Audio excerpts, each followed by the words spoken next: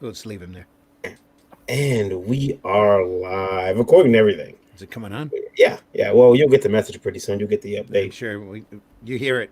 You hear it when I get it. Yeah. If I get it. Yeah. YouTube has been very unusual lately. There it is. Yeah. Here we are. We are officially live. Officially live. Rob made in right under the wire. He's that kid that slides in the class right before the bell goes off. Hey, I was here. I promise. Someday he'll bring his sleeves. Someday. I'm an indie creator. I can't afford the sleeves. Yeah. Oh boy, it's another episode, another sweet episode of Indie Vault Live. We have guests tonight. We're joined, but someone has brought class to the program. Okay, with a book that is awesome. And we're gonna talk to her, and I want you guys to be on your best behavior, especially you, Rob. You guys in the chat. I'm looking at you, Ralph. I'm looking at you, Dave Brown, who are usually in the chat hanging out. Okay. Come on in, everybody. Have a seat. You keep your Laura Croft fantasies to yourself tonight. We don't want to hear it. yeah. We keep it all to ourselves tonight, especially you, Rob. So, guys, this is another episode of Indie Vault. We are getting ready to go. We are live. I'm gonna hit the intro, and then we'll catch you guys on the other side of the intro, and we'll get right into it. Hang on. Here we go.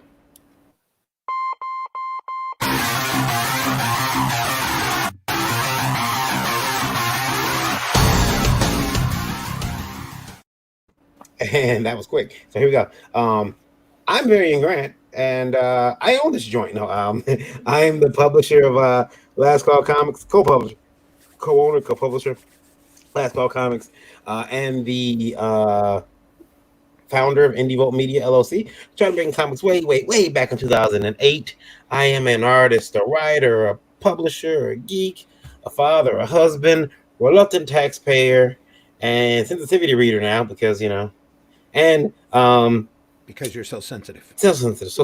and just all around just perpetually upset person. And this is Indie Vault Live. I'm joined as always by the lovely Lola.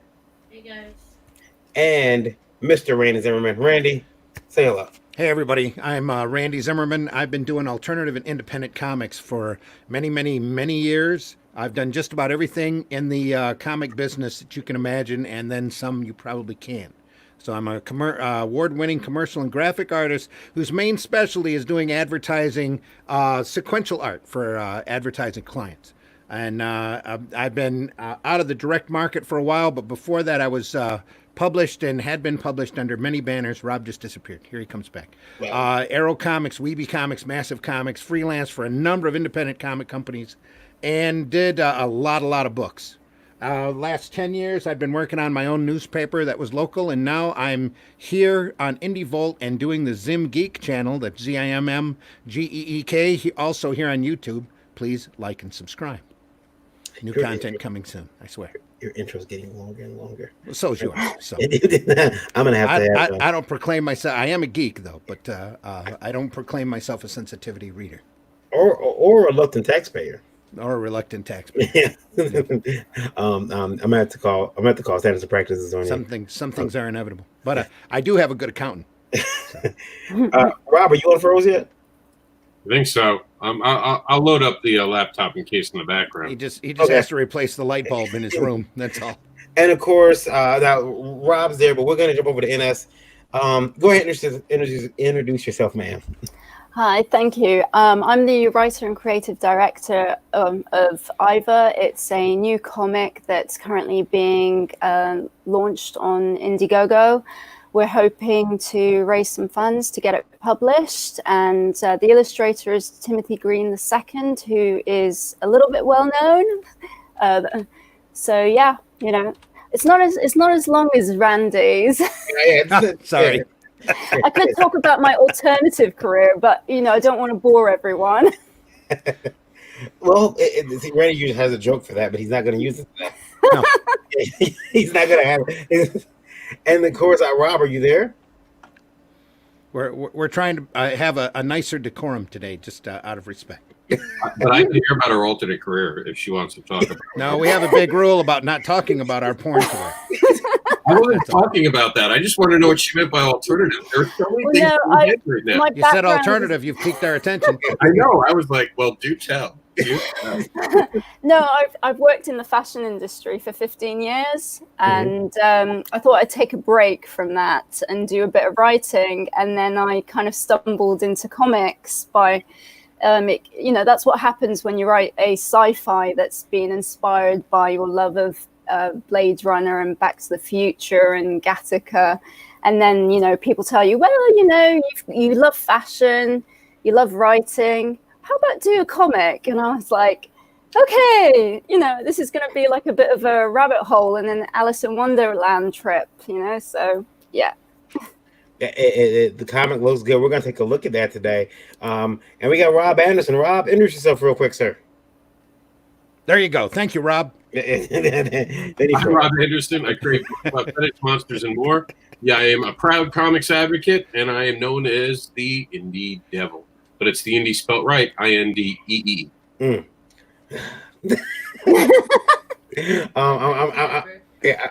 gonna traitor. Indie Princess says otherwise. Yeah, you hear that? The Indie Princess. He just ran. So The eye is royal. The eye is royal with the princess. Yeah. Okay. All right. So we're gonna go into a question here, Randy. well, Randy, before we do that, we need to remind everybody that this program is rated TV MA DLSV, Oh yes. Yeah. Yes. Um. where the L All right. stands for language. Does that mean we're not allowed to swear? Oh no, Oh, you're you very can much swear. allowed Yeah. to. Oh, that's good. All right. So we'll go. With this We're one. just warning everybody that you might, there Oh, might be right. some Yeah, words, okay. yeah. All right. Depending upon the comments that we make from the letters that come in. Here we go. Go ahead, Randy. Indie comics make my ass itch. What a wonderful way to start. They cost too much, and the creators are all bleeding heart idealists who live in a 2-bedroom apartment with 5 roommates and an autistic cat. Cover more mainstream. Hot Carl. Hot Carl. Okay. Thanks for writing in, Hot Carl. Okay. Can I touch this one? Well, actually, Varian, I know this is As probably. long as you don't pick on the spelling. Yeah. Well, one. Okay. First of all, the autistic cat thing is low. Yeah. That's low. I don't think your cat is autistic, is it? No. But it's like the autistic thing is low. That's picking on people and cats. They do have autistic cats, I believe. I'm sure there are somewhere. yeah, But they- I don't yeah. live in a 2-bedroom apartment. Yeah. I don't have 5 roommates either. Pop said you were live in the madness. Thanks, Pops. Appreciate it. Pops, on the other hand, And McWild Carl, he says McWan. Yeah. Carl, indie comics making your ass itch. You take a shower. Take a shower. Stop reading dirty comics. You'll be okay. Now, as far as been creating or costing too much, they may cost a little bit more, but you have to. Someone made me realize today we were having a chat, me and Rob earlier, and someone pointed out that when you got an indie comic, if you take that indie comic, you take a 32-page Marvel comic, if they make 32-page Marvel comics, but you take that comic, they still do, yeah. you take a 32-page indie comic, I guarantee you're going to get more story in that 32-page indie comic than you are in that Marvel comic because we don't have ads for the most part. Some comics do, but there's more story per comic. So, paying a little bit more. Plus, remember, Marvel's paying pennies to get those books done. Literally. We aren't. So Just ask their talent. Yeah. So we are, the books cost a little bit more because, these books are, I used to refer to them as gourmet. Remember that? Like this book is like specially made and it's crafted from love and everything. I don't know if some of those books can be associated with gourmet. Rob, you want to say something? Well, I mean, first off, the autistic thing is just a cheap shot. Yeah. I have an autistic son, and if I saw Hot Carl, I would make Hot Carl cry because I would rip into him and describe what I see when I look at him. And as a writer, we're very good at being descriptive. Mhm. So I don't think it's cool that he rips apart what he doesn't understand. It's not funny.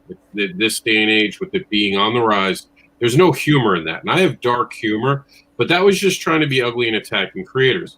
What it sounds like is homeboy Hot Carl doesn't know how to create a comic book and he's jealous. Because this sounds like the girl who didn't get picked at prom who's hating on all the other girls. That's all it sounds like to me. Because he doesn't have this thing. What's it called? Oh, yeah, talent. Because I could tell just by how he wrote this, he's not a writer. Clearly not a writer. So, Hot Carl, can I just say something? If you have to call yourself hot, you're not hot. That's just the first rule. The first rule of being hot is you don't have to tell anyone you're hot. They tell you. I don't know, Rob. I'm hot. There we go. You're just trying to start a fight. I know There's an exception to every rule. Yeah. Well, I would say I would say this. I was with Carl for a minute. I thought the 2-bedroom apartment with 5 roommates was funny and accurate. But Carl has some taste. He listens to our program. Yeah, so some taste, some small amount of taste. Pop says I wouldn't live in an apartment if Carl paid for it. Yeah. that and McWah, Carl. And as did you want to weigh in on this? Well, I mean, I don't think it's fair when he says it costs too much. I mean, don't they cost the same as mainstream comics? And I mean, maybe some of them are slightly more expensive, but we do have like higher running costs because we do short, smaller runs. Much smaller runs, yeah. And we're lucky to even break even because a lot of it is running on blood, sweat, and tears. So, it's I think unless he's done it himself, he'll know how hard it is. And, you're putting yourself there and it's all about passion. You wouldn't do this for money. You're doing this because you want to do this and you love to do it. Mm-hmm. Michael Olden says, sounds like someone is just salty. Yes, your name is Salty Carl. And Carl, let's be honest. You're one of those guys who have fan art, don't you? You go to these cons, you buy the fan art. I have a little thing for you to know, Hot Carl. That fan art costs the creator 50 cents to make. So when you're paying them $10 for that art, they spent 50 cents on it. You dumb idiot. Hey.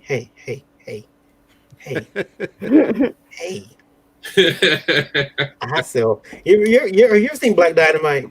He's like, I'm tired of people selling drugs in the community, and the guy's like, but that Black Dynamite, I sell drugs in the community. It's like, hey, I sell. I'm very curious to know which indie comics Hot Carl's been reading that makes his ass itch. Yeah, I don't want to run any of those ass itchers. That would be horrible. I'm going to stay away from those, especially out in public. Here's another one. Kia, is that how you would pronounce that? I believe so. Kia? Mm-hmm. I listen on Indie Vault Radio, guys. Thank you very much. I'm from Israel. Fantastic. Always love to hear from our worldwide listeners. And unable to get your crowdfunded books here. Help Indie Vault. Well, there's a lot of different ways, depending upon the campaign. Sometimes they offer digital for international sales. Sometimes they still offer to ship occasionally internationally. You're going to have to be probably creative in order to get those products to you. Mm-hmm. Unless you have a friend here in the States who can crowdfund it, have it shipped to them, and then they ship it over to you. Yeah. At that rate, too, I mean, for someone who can't get the book, I think at that point, digital. Yeah. I hate digital. That's the only time we like digital here at Indie Vault. Yeah. Can I ask why there is an issue, for her to get the book? Because I mean, when I'm offering to send it all over the world, so I don't understand why there's an issue. Have you looked at the costs of sending it across the world? Yeah. I mean, I've basically found out how much it costs to send to Japan or to send to the US, and then that's an add-on. So if you do want a hard copy sent to you, then you'd have to pay extra for the postage. And it's all different. So Europe, they pay a certain amount, UK a certain amount, and then the rest of the world a little bit extra. And did we mention that you're in Manchester right now? Manchester? Yeah, sure. Yeah, now. Yeah. Variant. if there was a publishing company out there, it'd probably be smart when they had Kickstarters to offer all the books to make it worth it. Yeah, well, I can see that. Like a package for a new publisher up and coming. So when they do buy it internationally, it's worth the extra shipping. I can see there very quickly becoming a system of international publishers. Oh, there also, has to be, yeah. That would be willing. Say one in England, one in Spain, perhaps one in Israel. That would print up books to ship directly out to the customers that are local to them. Pop says, if I ever call myself Hot Pops, just shoot me. And Niobe Comics says, look, it cost me $4 Canadian to print a single. I'm sorry. We know you do that in private, Pops. It cost me $4 Canadian to print a single book. That's to print it and ship it to me. So these creators are paying through the nose to print small runs, where Marvel easily prints about thousands. That's in relation to what we're talking about with the comics making hot crawls, buttocks. There's always price breaks when you hit the 5 and the 10,000 mark. I mean, huge price breaks. Say it, Randy. Say what? It. Get an education. Get an education. I will also add the small print runs of artists that have a well-known name often go up in value in the secondary market, and that is true. But Kia, I think sometimes some people don't make those books available overseas because they're afraid of the shipping. And they just don't want to ship because it costs just way too much. Yeah. Over there. Yeah. Jason says, amazing that you guys have listeners and guests from everywhere around the world, from Japan to Israel to Manchester, UK. So cool. Well, it helps. Indie Vote Radio helps. Without Indie Vote Radio, we wouldn't have that many listeners. So what's our radio number right now? Right now, the radio number for Indie Vote is 18,746. Thank you, Japan. Thank you. 18,000. Thank you, Japan. Thank you, Peru. We appreciate thank you, all Brazil, of you. And Mexico, yeah. Brazil and Mexico? Yeah, they're the top right now listening. Mexico has the best Coke. Absolutely the best Coke. And I don't know what that sounds. I mean Coca-Cola. Okay. I just heard it for a second. I was like, oh, wait, they don't know what I'm talking about. The glass Coca-Cola bottles at the store, that the real sugar comes from Mexico. Pixel Trader says, I get irked if I can't get digital with my physical copy, so I'm able to keep the physical book pristine. I mean... Don't say that I'd like to know what he does with his hard copy to make it so dirty. I was told to behave. I was told to behave tonight. I can't take that one. Good question. Right. Pixel, we expect an answer here. Yeah, we expect. What have you do with that physical copy of that book, sir? You gotta know, Pixel. Mexico and Brazil, holy cow, good job, guys. And Peru too, Jason. Peru. We get a lot of listeners from Peru. Yeah. All right. Do you guys want a salty question? Do you want a question from someone who's wrote in before, or do you want the Rob question? Say the Rob for last. Okay, say Rob for last. Okay, so we'll take one. You want a salty question or the one from someone who hasn't wrote in a while? Pixel says he's not the sinful one. I am. I'm gonna pick the one from. He listened. What? Here we go. Randy, read that. Thank you for adding Niobe to Indicron, sir. Oh, Rebel talking to Pixel. Okay. Just checking in, you guys. Hello, El Nolan. Thanks for listening. El Nolan's a regular listener. Who knows where they are from, but we welcome them. How's it hanging? Hope there's a comic industry for me to come back to next year once I get my gear back. Yeah, me too, El. We hope so too. We every week seems to be some new news where you go, there goes, it's the end of the industry. Yeah. And to the left. Yeah. One thing you'll learn, El, if you've once you do this for a while, the industry's not going to go away. Certain aspects of it might change and evolve, but the sequential art is very eternal. And even if the direct market were to dry up, you would still see somebody coming out there doing comics. If you look back in history, comics have had many different forms in many different places, and it's really quite resilient as a form of communication. So you don't have anything to worry about. Of course, by the time you get back, you might be doing comics that they wrap around bubblegum. But, Jason Jason says, I'm a physical copy guy, kind of guy when it comes to my Nintendo Switch games. So I'm guilty when it comes to that stuff. Yeah, I like physical copies of games. I do. I gotta admit, I like to have. I know what's there. I can supposedly play it whenever I want, unless it's an online only game. Then You just like slamming that cartridge into the old PS4. That's what it's CDs now. Oh my God, Randy. Okay. Not for you, buddy. Yeah. You're the old-fashioned game guy. You still have an Atari, admit it. I do. It is. See, I told you. Yeah. I'd have one too, but it's in the closet. Ferg writes, I'm glad you ignoramus. That's not plural, is it? Ignoramusi? Would that ignoramus, yeah, it's plural.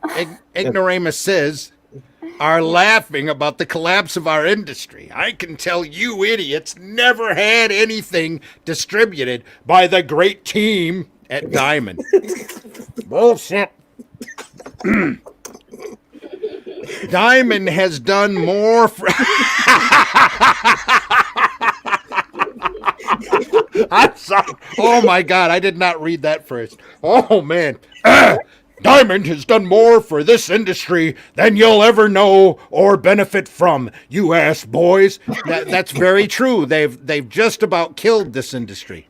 They have kept it for 30 freaking years and have kept growth and diversity and any type of development of the art form past male power fantasy superheroes from growing for so many years. So, yeah, they've done a lot for this industry, buddy. You go over to Japan, or you go anywhere else in the world and see how sequential art is treated and how the artists over there are treated. And then come back here to the States and see how we're stuck in little, in small retail outlets and so castrated in the States compared to anywhere else. You know, it's very rare to find comics on the newsstand. It's very rare to find comics outside of a comic retail shop. And that's all, and an ever shrinking market. And that's all thanks to Diamond. So, and as far as not ever being distributed by Diamond, I was distributed by Diamond by many decades from the 80s to 2003, and I got out because I got tired of having to deal with their BS and gatekeeping. We know, you know from now on. Oh, am I on a soapbox? Am I on a soapbox? I'm sorry. I'm sorry. We're ass boys, right? Yeah, Hold on. For the record, I have nothing wrong with asses. I like asses. But I'm more Yes, boys, I'm crying. I'm crying at this guy's statement about Diamond. Absolutely, Ferg, dude, get an education. Learn your comic history and know just how castrated, and I do use that term literally, this industry has become thanks to having a monopolistic distributor for the last 30 freaking years. Randy, it's the other Randy, just in a new name. This is the other Randy. Oh, man. That's just funny. I just want to say that this doesn't pertain to me at all. Because last time I checked, I'm not a boy. Last time we checked, you weren't a boy either.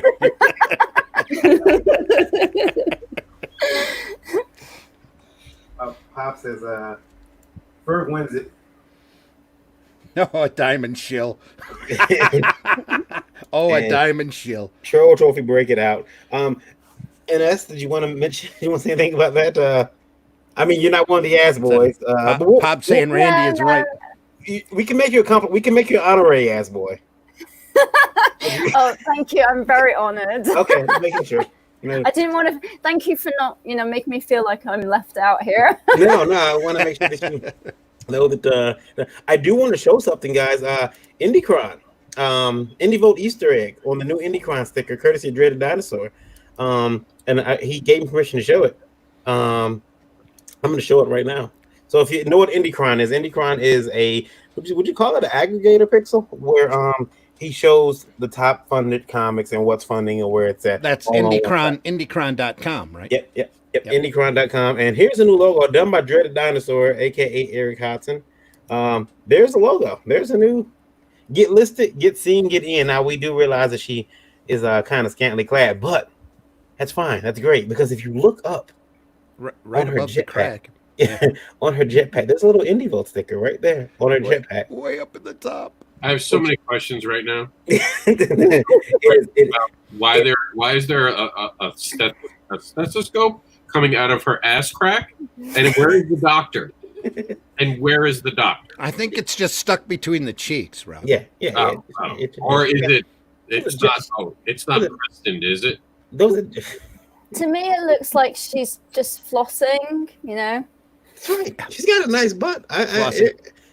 Dreaded did it good on that one, man. He got in there, and everyone likes it. It says nice. It has edge. I love it. I think the logo is going to make a tremendous. I think it has curves more than edge. But Yeah. Got a lot of curves. a lot of curves. Good All curves, right. though. Great curves. Let's move That's why along. we get called ass men, because of that. Because Ass you. boys. Is that why? That's Indie logo, not ours. As boys. I'm a man. Let me tell you, son. What? You're not a dish? All right. Here we go. You're not a dish. You're a man.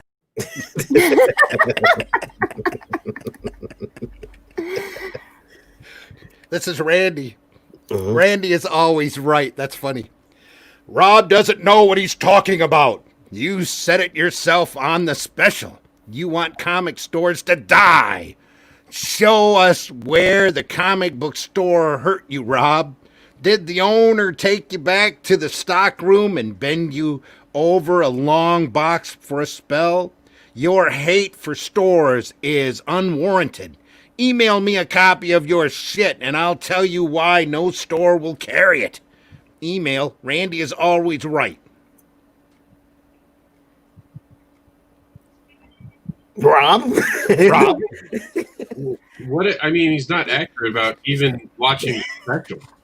Like, he doesn't even have his facts together. How can I take anything serious? He doesn't know who you are. Who, Randy? How does Randy know that some store owner didn't take you back in the stockroom, bend you over a long box for a spell, and you didn't enjoy it? I didn't like it. How does he know that's not one of my fantasies? To be put on a long box and just used. Used like a bad little boy. How does he know that's not my He doesn't know you. How did I get on this show? How did I? Remember, today's program is rated TVMA DLSV. Listen, The MA, You don't want comic stores to die. where the MA No, is up I to your never own said that. interpretation. Here's the honest truth. I want comic book stores to adapt so they survive. That is it. But you have people like this who cannot, for the love of God, be able to understand that they have to change to continue to be relevant. They want to continue to do what they've been doing for 20 years. Because just like in The Simpsons, it's a guy just like in The Simpsons who doesn't want to change anything and likes being elitist in a comic book. We all know the comic book shop owners who think that they're hot shit and they matter somehow, and they troll over little kids because they know something about comic books. That's who Randy is. The really good, actual smart owners are adapting right now. They're listening. They're getting the pulse, and they're learning what is next. Randy, you're a fucking joke. They're also figuring out how to fill out a Luna order form. Yeah, and Randy, let me just be honest here.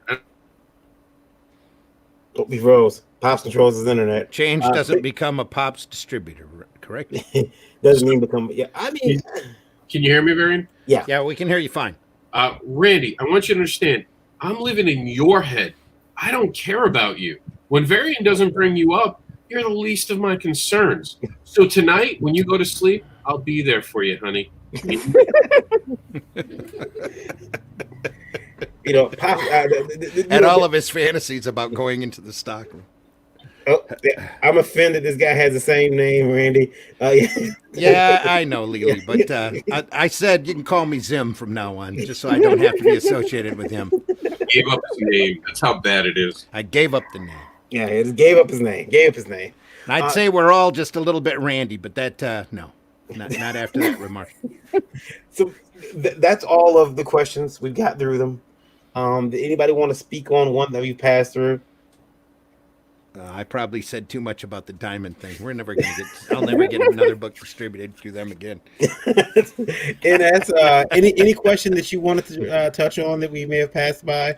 No, I'm good. I'm happy to listen. All right. Well, let's move on to happier news. Now, are you very familiar with the crazy comic book business, especially here in the States? I mean, sort of I came into the comic book world quite late. I think it was through Eon Flux that I got into it, because I was a big fan of the Peter Chung series when it was on MTV. And then around the time that the film got brought out, that's when Timothy Green did the graphics novel for it.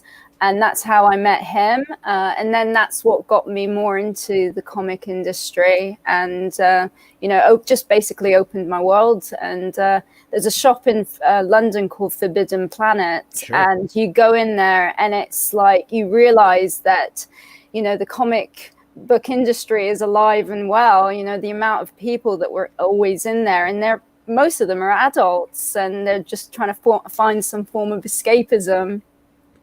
Absolutely. Here's your book. Oh, God. Thank you. Tell us about it. Give us the elevator Okay, pitch. so basically, EYVA started off as a TV screenplay, and it's a sort of kind of like a sci-fi cyberpunk series set in the 23rd century.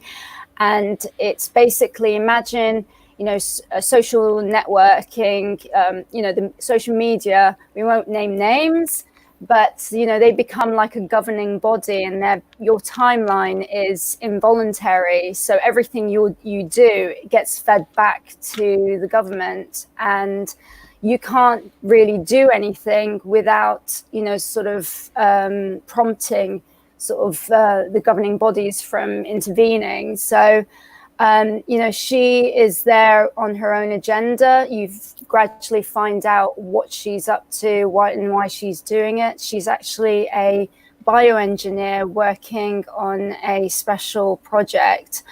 And unfortunately, her project, it has two different end users. So, it's kind of like a bit like Albert Einstein when he kind of develops the bomb and then kind of regrets his actions. What else can I say about it? I think it started off. I wrote it in 2012, and then I met Timothy around 2015, and it's just. We've been working on it for the past 5 years on and off. And then finally, I just thought, you know what, let's just get it out there. And what better time to do it than during a lockdown? And there's a little bit of kind of bioterrorism. So I thought, how convenient, Mm-hmm. But yeah, well, I hope everyone enjoys it. I mean, we worked really hard trying to develop it and making sure that the story worked. But yeah. Let's take a look at the video and see how it looks, and we'll play it. The video is going to explain to us exactly what she just said, but I want you guys to look. First of all, I want you guys to sit back and look at the quality. The quality of this video. I'm not even making a video anymore. I'd like to give a shout out to Film Boys who did this video. It was a friend of mine, Simon Gibbs, and his partner Paul, who did it for me. Film Boys. Mind you, they're. Oh, and now she starts freezing. I'm back now. Yeah. You said, mind you, they're what?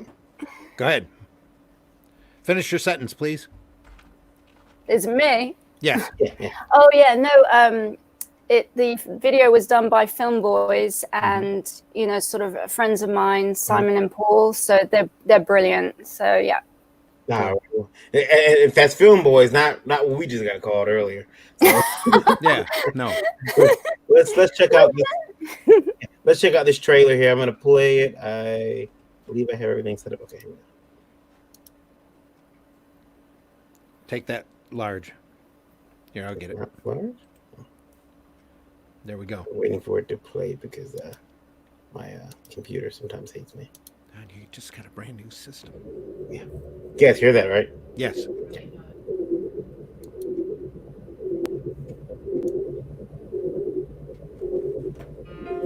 EYVA is a cyberpunk comic book series based on a love of 80s sci-fi. Oh. Your buffering is irritating. And fantasy fiction. You want to try it from my end? I meant from my computer. You want to try it Go from ahead, my go ahead. computer? Let's see if yours does it better. Let's see if your end does it better.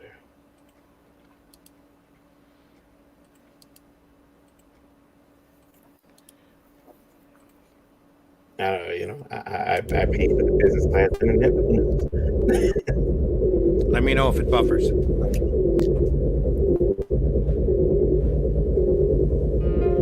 EYVA is a cyberpunk comic book series based on a love of 80s sci-fi and fantasy fiction. The story is set in the Ardent Nation, an upbeat, stylized technological utopia set in the 23rd century. However, all is not what it seems. Individuality and privacy are rare commodities that only the governing elite are privileged to. So imagine, if you will, social media becoming the governing body of a surviving nation. Everything about you and what you do since the day you were born is automatically streamed onto your timeline. This is then monitored by a totalitarian regime known as Mainframe.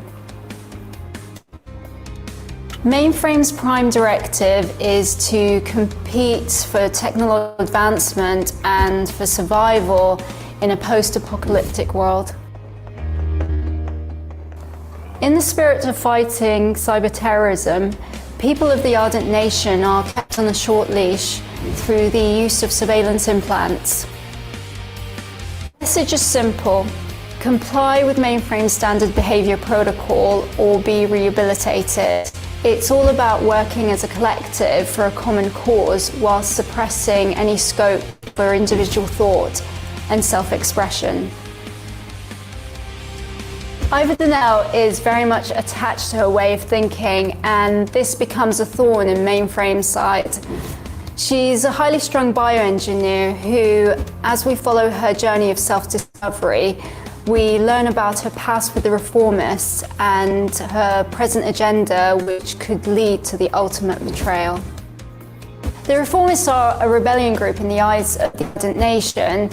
Their ideology rejects invasive technology to protect the human spirit and embrace individuality.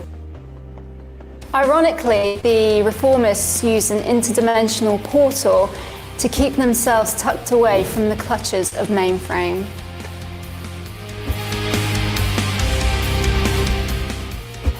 EYVA started off as a TV screenplay which explores conflict between differing ideologies.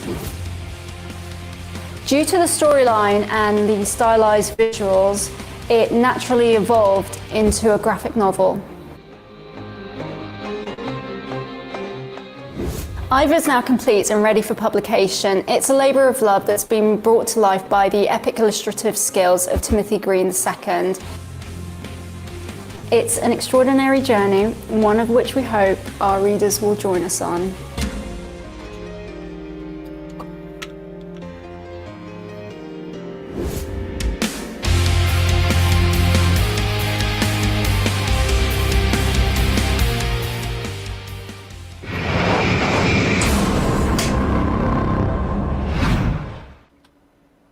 Just Very amazing.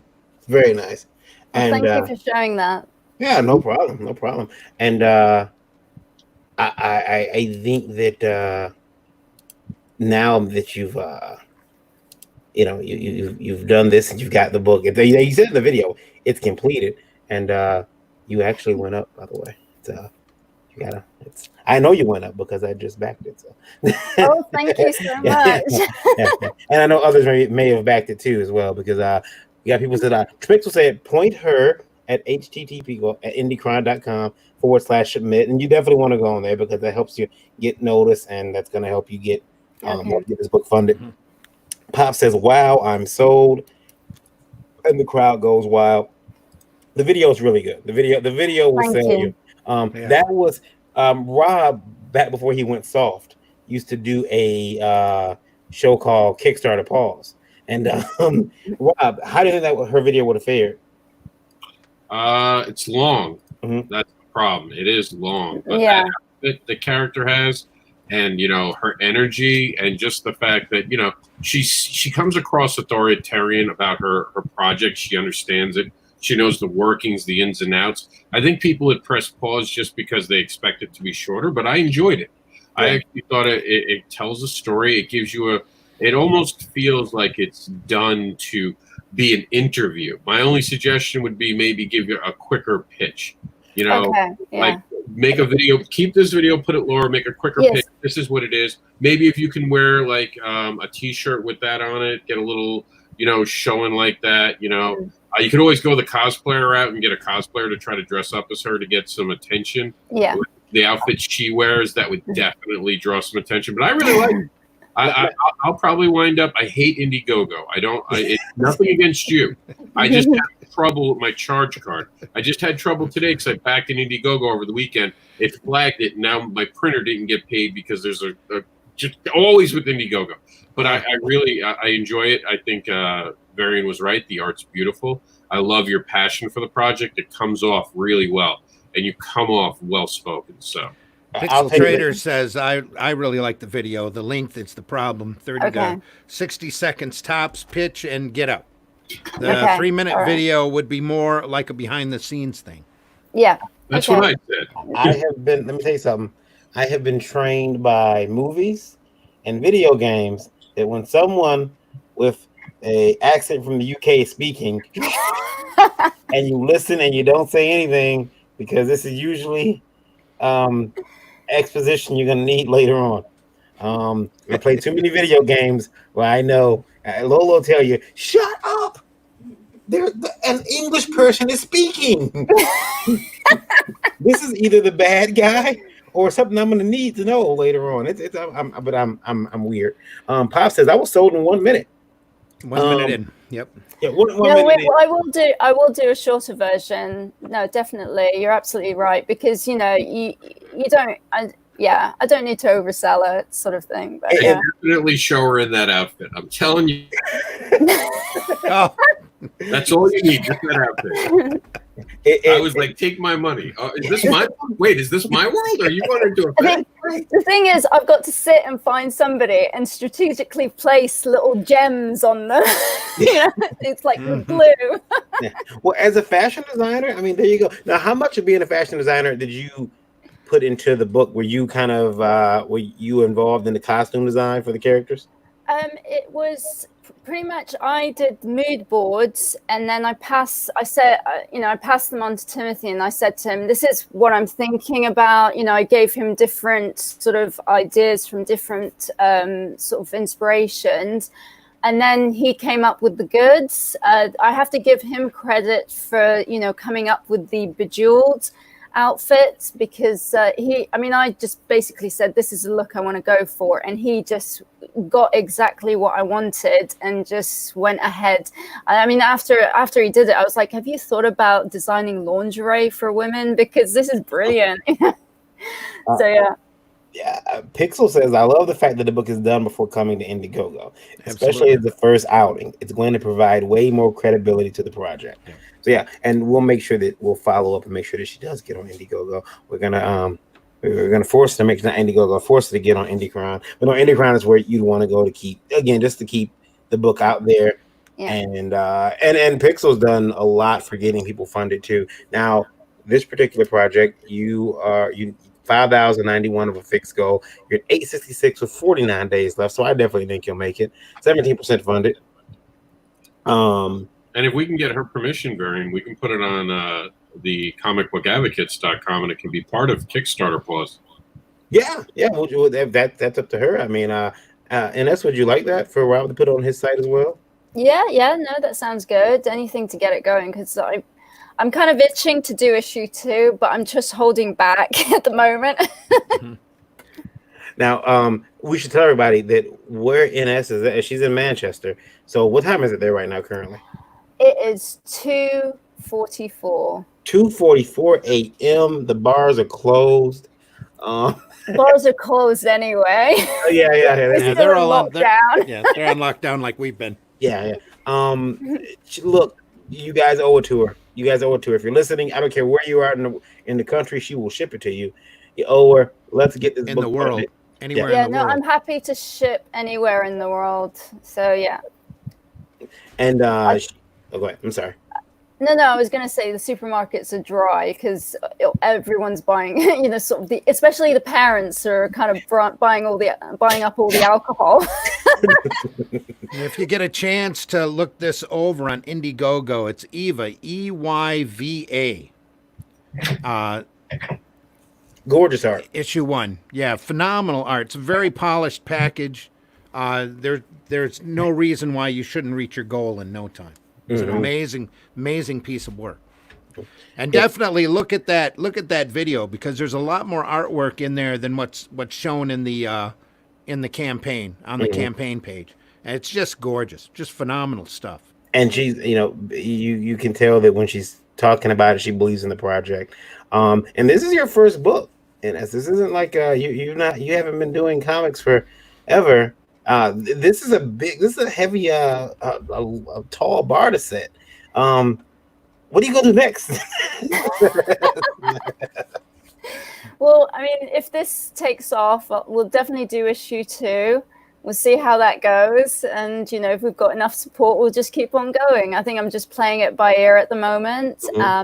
I think sort of my background, I use Adobe Illustrator to do all my fashion work. So hence, I mean, some of the, like for instance, the lettering I actually did myself, and so just to try and keep costs down. But the illustrations Timothy did, the writing I did. So it's kind of labor of love. And I enjoyed it. I really did. I may not ever go back into the fashion industry ever again. Pop says he'll be sharing it on his website, The Madness. And Pixel says up to around 200K in referrals since launching the site in August 2018. Yeah, I mean, and that's really, I mean, what a Pixel, Rob, myself, Pops try to do is just try to get people's eyes on these books, because there's a lot of phenomenal, well-made indie books out there that won't make your ass itch hot, Carl. They won't, and this is one of the ones that will not. This book looks great, and it's now you got August 2020 as your ship date. So I mean, it's complete already. So yeah, it is. I think it was just a sort of kind of leaving a bit. I didn't want to like disappoint anyone, so I just sort of thought, just August is the latest. It could be sooner. I thought the second I can see that it's close to the target, then I'll definitely sort of start publishing it, beforehand to get it out as soon as possible. So it could even be July, but I just said August because just in case you need a bit of a safety net. Now you did a fixed goal rather than a flexible goal. Yeah, I mean, is that a bad thing? Do you think? Well, I would need. I haven't done crowdfunding campaigns, but everyone I've talked to, they've done flexible, because that way at least they get it if it does not fund. Yeah. So say, like if you got to $5,000 and you're missing 91, you would still be able to get, take those funds and get people out the books. With the fixed goal, and Randy, correct me if I'm wrong, and you too, Rob, with the fixed goal, if it doesn't fund, you don't get it. Is that how that works? I'm wrong? Yeah. I think my you understanding. reversed. No, wait a minute. Fixed goal, you said? Yeah, if it doesn't hit the fixed goal, you're not going to get the money. But I don't think there's going to be a problem here outside of a matter of just being seen. Yeah, because it's a really good product. And we'll keep promoting it on indievote.com too. Stanley Spirit was listening over on my Facebook page. I thought I had it set for public, but I just switched it over. He said he's loving the show and that the book looks amazing. Yeah, and it does look. I mean, it looks really good. There's a lot of good work that went into this book. I'm loving that cover. I'm jealous. It's better than my book. Pixel, how was she shipping the packaging specifically, especially since it's going international? I don't know if you had time to think about that yet, or have you? Well, I was just going to use good old fashioned Royal Mail. They ship internationally. Mm-hmm. Yeah. Make sure you get those Gemini mailers and that it's packed real tight. So Yeah. Oh yeah, sorry. Are you like packaging? Oh, packaging, right. Mm-hmm. I'm thinking of using hardback envelopes. They're really sturdy. Maybe adding another piece of card to protect it, and it does say please do not bend on it. But then over here in the States, a lot of the postal workers just see that as a challenge. oh, do they? Just so you know. Well, the thing is, I don't want to roll it up. Let's see how that goes. Yeah. If it's in a British accent, would that help? It helps immensely. Yes. Yeah, make sure those crowns are all stamped on. So No, it'll have some crowns on it, we'll say from UK, please with a cup of tea, Yeah, there you go. We better take this serious. This is we from the Queen. That's what Pop says. Once we get it out there, it will be funded. Yeah, and we're gonna try. I was going to say, because there's some original artwork. So with that, I was thinking about potentially maybe doing sort of, the roll, sort of the tubes. To try and protect them. Yeah, Ray, did you see that the original artwork category down there? No, I didn't. I didn't study the bones of the campaign. If you scroll all the way down, I've managed to get like a picture. I just spread them over my ironing table. It's got good light near the window.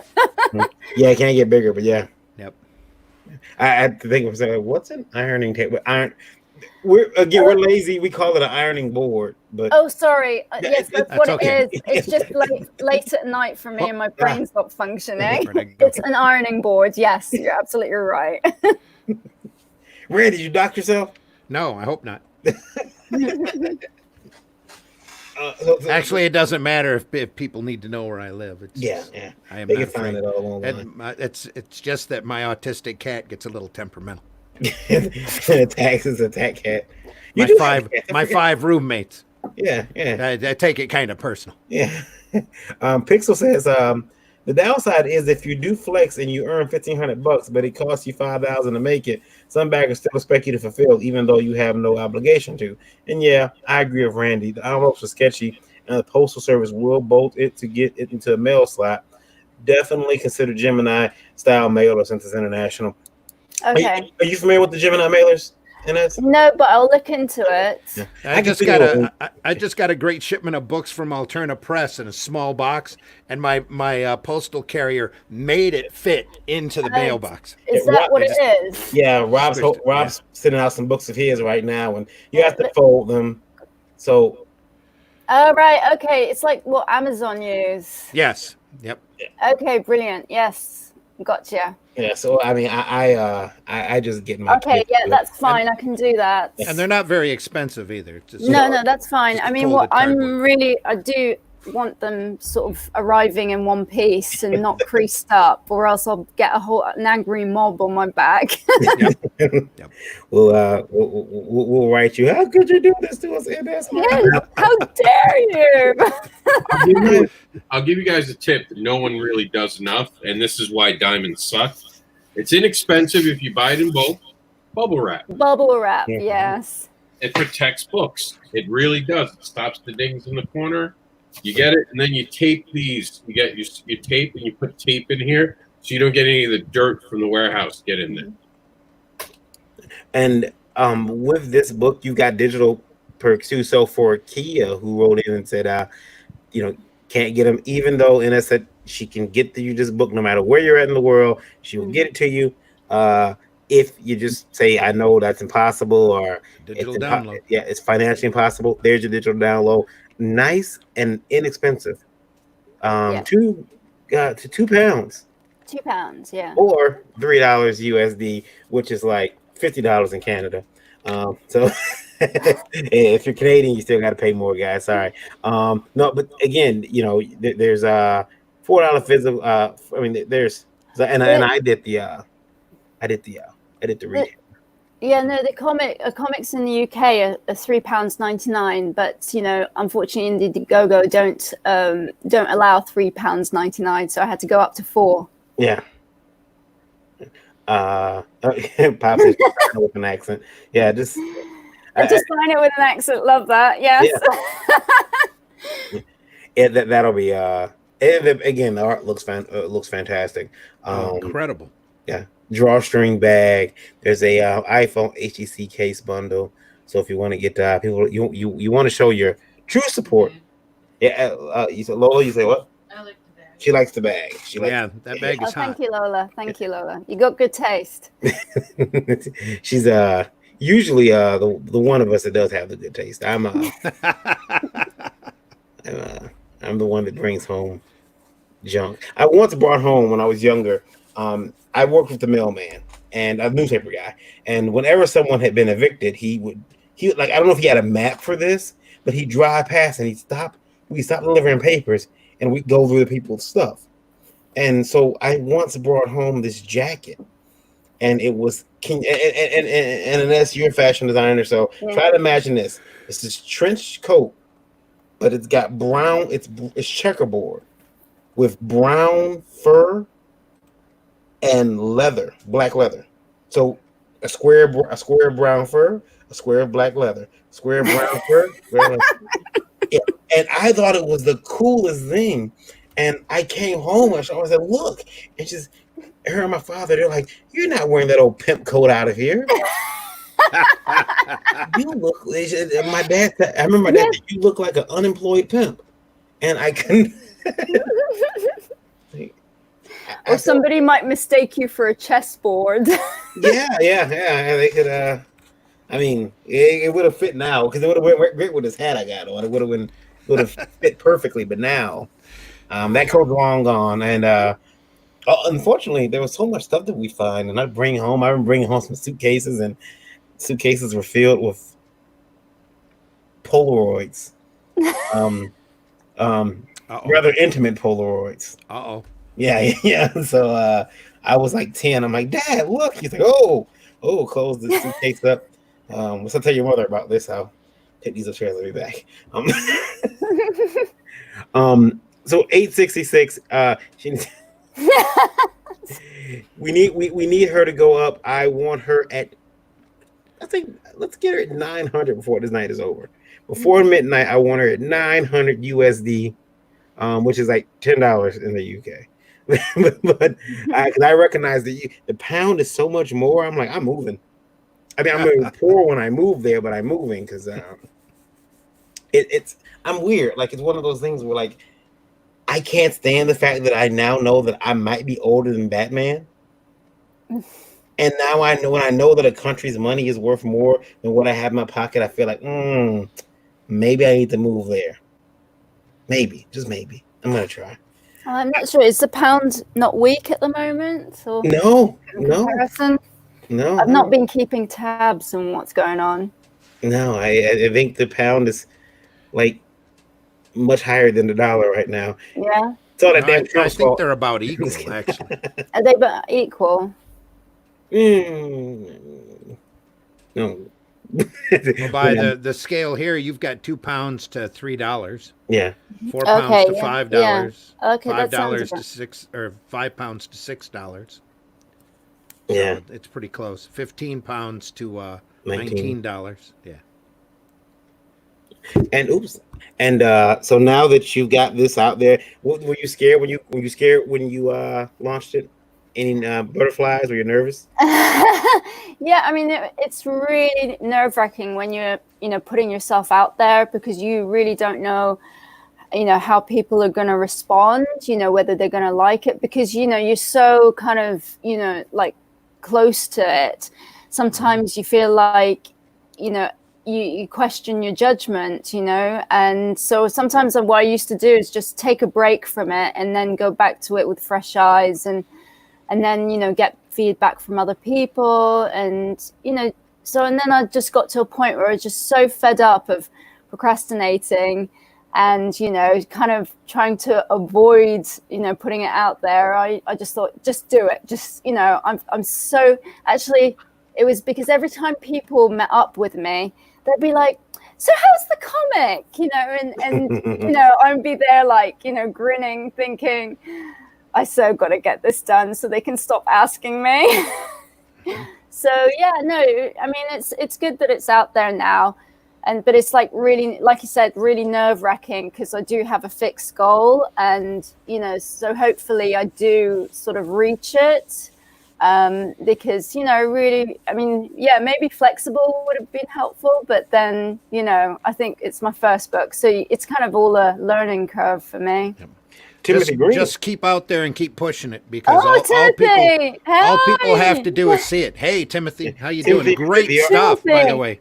Yeah, Absolutely. If you check out his DeviantArt page, it's absolutely awesome. I mean, his work is just breathtaking. I've got a friend in Japan who sort of messaged me earlier today, and she said, "Wow, his work is so good." Mm-hmm. And she's, I can't say enough good things about Timothy. Yeah, it looks good, and Timothy, great work on that. I want another issue right now. I didn't even read this one, but I'm like, come on, let's get the second one rolling. How far are you, if you could tell us, in the second issue? Have you wrote it, or? Well, I mean, when I wrote the script, it's kind of got about 5 acts on it, Okay. and this one is just the first act. So and also I've got an idea of how it runs. So if I were to do like a TV screenplay, I can actually get 6 episodes out of it, which will probably give you about 24 comics. So yeah, and it'd be nice to have it as a graphics novel, so that way you really, I mean, the thing I like about graphics novels is because you've got about 5 comics in one book.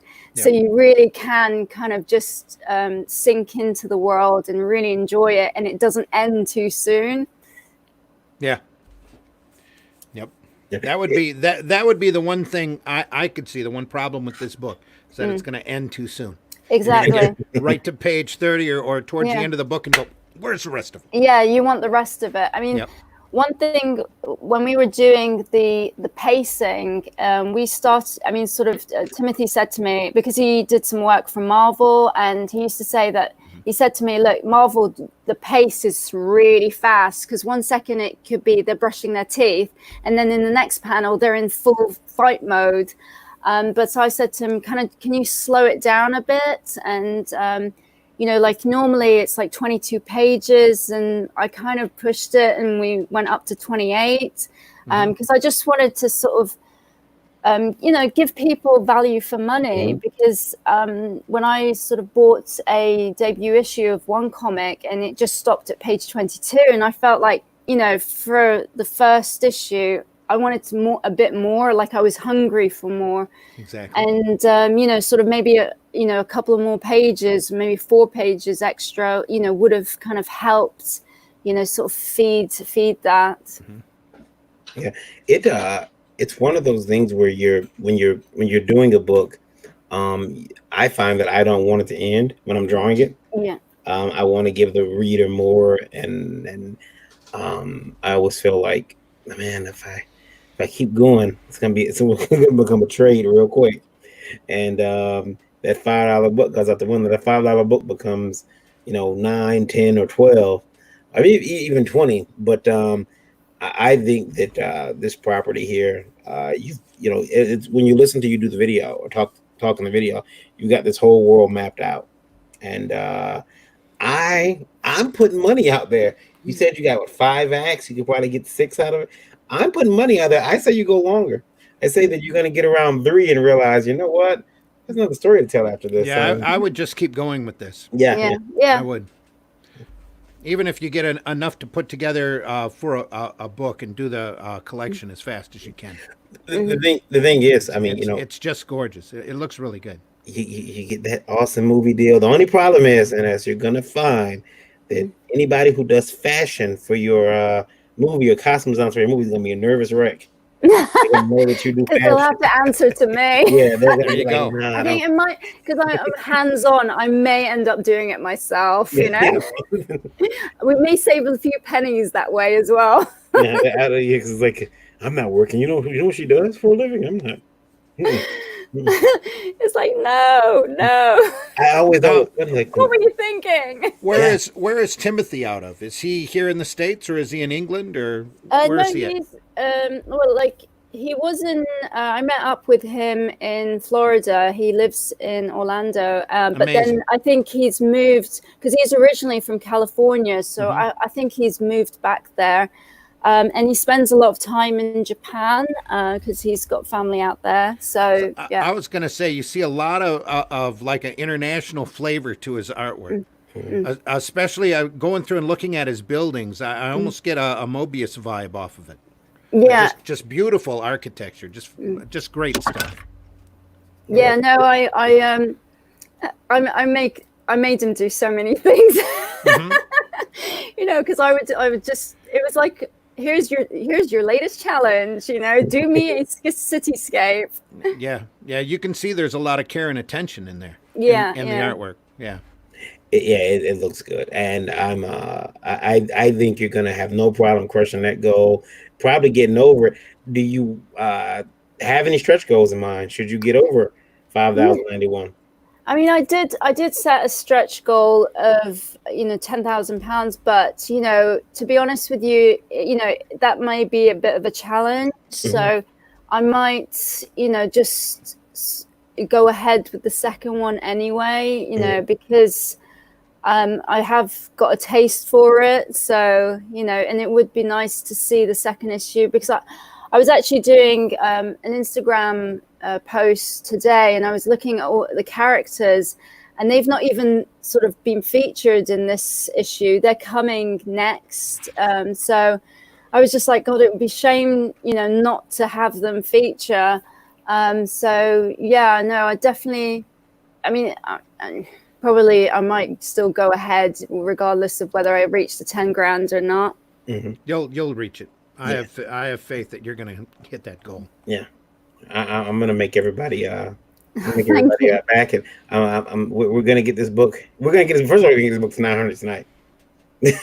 We're going to get 900 before midnight. It'll be past midnight your time, midnight our time, midnight Michigan. It's already past midnight her time. Yeah, it's way past midnight her time, but it's past 3 a.m. here. Yeah. Do you want to go? I know it's. No, it's good. I'm that coffee is still going. I drink so much caffeine that coffee just has. I mean, like it literally. I can drink a Rockstar energy drink. I'm knocking back energy drinks before bed. Yeah, which is really good for his liver. Yeah, terrific for my liver. It's I'm not healthy at all. And again, anybody out there listening on Indie Volt Radio, this is EYVA, EYVA. It's at Indie GoGo. EYVA Comic Issue 1, mainframe is watching. 26,892 listening on Indie Volt Radio right now. Awesome. Wow. So we love all of you. Yeah, thank you guys for listening. And there's 49 days left in this campaign. Yeah. If you want to jump in on this as fast as possible, just look at that video. It's amazing. And we usually, for some reason, I don't know what it is. I think it's because we're just a bunch of softies. But when we get a female on the show that's putting out a book, we all get starry-eyed. Like, so when did you put out your first book? But not all the time, but this is really a competent, professional looking piece of work. So. Yeah. Well, I mean, I just felt like if I'm going to put myself out there, it's just, either go big or go home. What's the point? That's kind of says it all about my work. I think that's why I'm a bit of a perfectionist, and I have to kind of sometimes get told it's okay. It's like if you keep fiddling with it, it's just going to make it worse. Stanley Spirit says I'm going to show this all over the place. I'll literally paint Facebook with it. Oh, fantastic! Thank you, Stanley. And he doesn't want you to hear you say his name. That's all. Yeah. I'll tell you what. I'll just if you want, I'll read them out for you. Yeah. We should have did. We should have had, and that's read the questions. Yeah, That's what they should have did. that would have come off a lot nicer. Yeah. It's funny, yeah. It's me saying all those things in my polite voice. Yeah. Like Because the funny thing is, you know, I don't like when I speak to my friends, I don't sound this British, but then when, you know, in comparison to you guys, I definitely sound like really, really like, you know, you can see, and you know, yeah, there's a contrast. well, don't mind Rob. He's from New York, so you know that accent. I love the New York accent. It's funny though. I don't know why I have this issue, and Rob's probably gonna like come in and like totally harass me about this. I really like women with like thick New Jersey accents. I do not know why, but if a girl has a thick New Jersey accent, I'm like I think it's because you like them feisty. like if a girl from New Jersey says she's verklempt, I'm like, oh my god. She said she's verklempt. I'm a simp, big time. And when Rob gets angry, the New York comes out, and it's real like I would say Brooklyn, but he's not from Brooklyn. He'll get mad. So it's but he lives in Florida now. So it was New York. Now he's a transplant. He's a what? Whoa, settle down, Beavis. I'm just living in Florida. I'm from New York. Yeah, I don't know, man. I don't know. I mean, I was born and raised in Detroit. God help me. And yeah. You know, no one brags about that, right? No one brags about Detroit. No one until they're about to get in the fight. I'm from Detroit, mother. Okay, wait a minute. Whoa, why do you say so? I have to say, when you say you're from Detroit, it does make you sound like you're very hard, you know. See? Yeah, and then you get to know me, you're like, he's the softest guy. But be honest. I mean, you're like a cuddly bear. Yeah. What sounds tougher, Detroit or New York City? Detroit. New York is. Well, it depends what part of New York City. Queens, New York, right near Brooklyn. Okay, yeah, that sounds hard. Rob is from Westchester. Don't let him lie. Oh no, I'm not Professor X. Don't even go. He's up north. He's up there. He's damn near Buffalo. You know what's funny is that people tell me I'm from New York. Oh yeah, we're from Buffalo. And I always say no. I mean like real New York, and they get mad at me. Buffalo. I've been to Buffalo. Have you? Yeah. She made a face. He said, I've been to Buffalo. Yeah, I've been to Buffalo. It was on my way to Niagara Falls. See, I was like, I've been to Buffalo. It was. I think they did have issues when we were trying to get back into the States. They're like, why are you coming in? It's like, we're here on holiday. You see, that's where you messed up. You said you're here on holiday. You should have said vacation because. Oh, sorry. Yeah, that's where you messed up. I realized there are so many. Yeah, but we have British passports, so you know. There you go. Yeah. Because listen, the whole the British English thing, like what you guys call a cigarette. It took me the longest time to figure out what you meant by putting something in your boot. Yeah. I figured it was your foot. Yeah. The boot thing is like I put that in my boot. I'm like, oh, okay. But when are you talking about the rear end of a car? Yeah. Yeah. And then there's you can't say. I mean, here you can't say like pissed because pissed means drunk. If somebody's angry, you have to say pissed off. Yeah. Because he's pissed. Because then I mean, and the other thing you guys say is, are you taking the piss? Yeah. Are you taking the piss? Are you making fun? You know. Yeah. Are you mocking me? And the problem is, I watch so much Chef Ramsay that I say that, so, and I'll say it, and people are like, "What are you talking about?" Like, he's taking a piss. Where? On the wall? No. I mean, he's full of shit. Yes. And they normally, you know. So yes, he does have anger management issues. So. Oh yeah. He's Chef Ramsay. He's my man, though. I love him. I always say Randy is the comic book Chef Ramsay. but you have to get him triggered. I was able to trigger him today, and I wasn't even trying. Oh yeah, that was a great one. I triggered him today. I wasn't even trying, and I paid 20-minute price for it. This diamond one was worse though. Well, I don't know that one. The diamond one, you kind of stopped, so it was good. I realized I was standing on a soapbox. So I figured.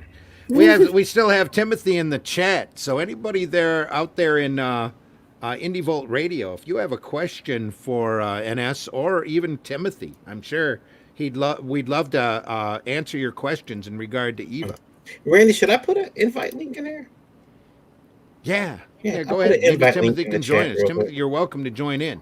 Yeah. I did say to him, why don't you come and do it? And it's like, no, I can't. It's like, I'm happy to be in my room drawing. Don't be shy, Timothy. This is awesome stuff. So Yeah, I did put we've a got link nothing in the but chat. friends here. Yeah, if you guys want to pop in, say hello to NS, beg her to say your name. You can Cash App her $20. She'll say your name just one time. Say your name.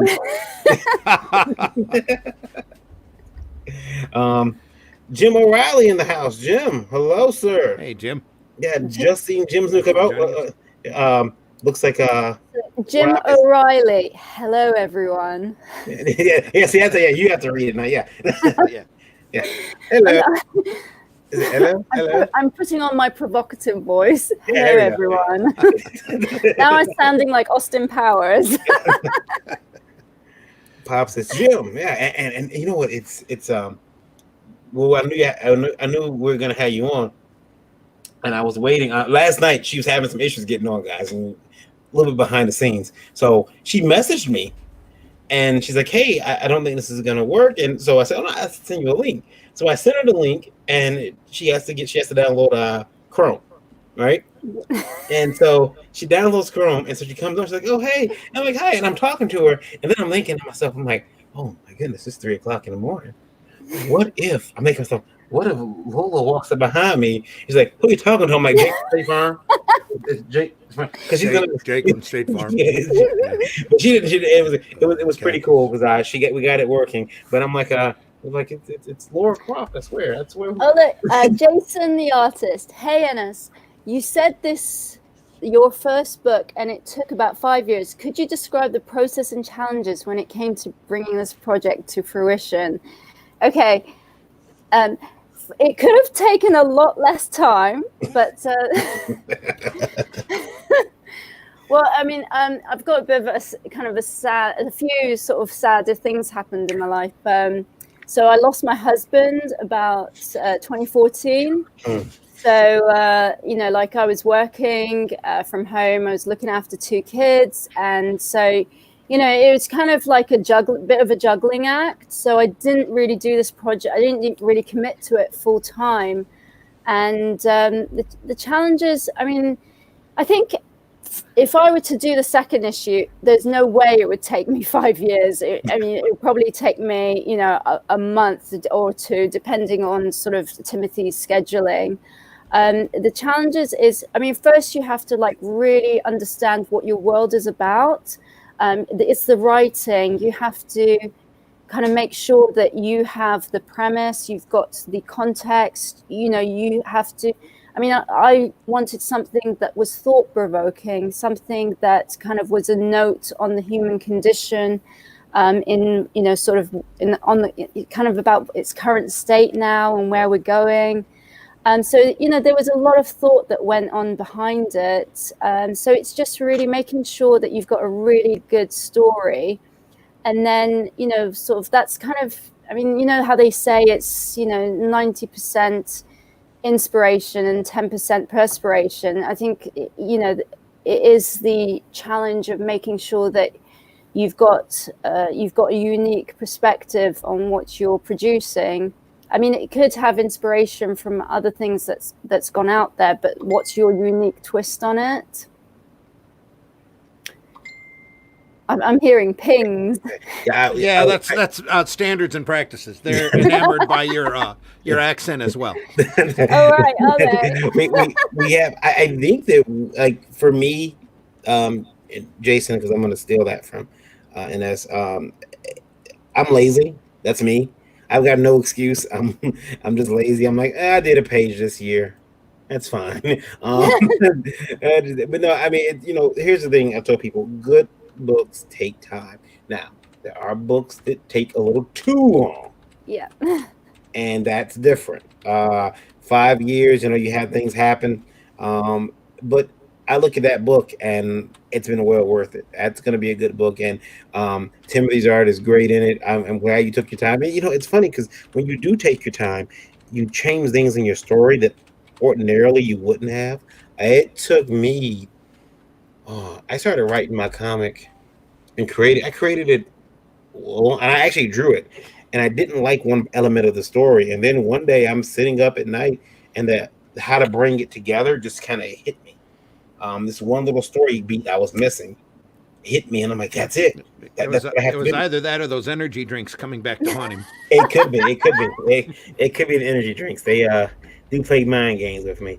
But it was one of the things that had I not had that moment, I probably would have had a story that was missing a hook, missing an element. So good books take time, because other people can, they can shit out a book quick, and it shows when you read it. You're like, ew. But when you take time doing the book, you feel good about it, and that shows. And even in your video, you can tell that you are excited about this project and you believe in it, and that's infectious. Oh, thank you. I'm glad you see that. I mean, I did take my time, and there were things that didn't feel right, and then we just went back and sort of adapted it. Because at the end of the day, it started off as a screenplay for a TV, which is a totally different format. So, when you're transferring it onto a comic, not everything works, sort of the same way. So it's trying to adapt it. Now I've got a better understanding of what can work, what doesn't work, what works better in comics. And also I understand now what a comic screenplay looks like. It's sort of, you literally are sort of planning out those panels from day one. Whereas when I was doing it, I just said, oh, look, here's my little novel.